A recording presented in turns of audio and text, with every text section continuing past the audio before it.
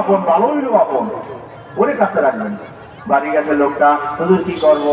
বাড়ি যান, ফজরের সময় একটু আগে আগে উঠবেন, ফজরের সুন্নাত নামাজ আগে পড়বেন। আগে বলিয়া যেই ছেলে আপনার যেই মশারিতে ঘুমায়, যেই বিছনায় ঘুমায়, আপনার সেই ছেলের বিছনায় যাইয়া ওর পাও ধরবেন।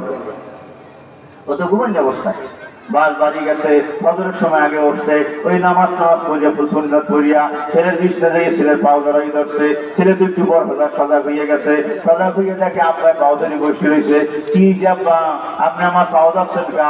আজকে তো আমি আপনার সাথে কোনো বাজাবাজি করি নাই। বলে বাবা, বেশি কথা বলবে না, তুমি যদি আমার কথা মানো আমি পাও ছাড়বো, আর যদি না মানো আমি পাও ধরিয়ে বসেই থাকবো। তোমার মা এসে দেখবে আমি আব্বা তোমার ছেলের পাও ধরা, তোমার ছোট ছোট ভাই বোন এসে দেখবে আমি আব্বা আমার ছেলের পাও ধরা, তোমার চাচারা এসে দেখবে যে আমি আব্বা আমার ছেলের পাও ধরা।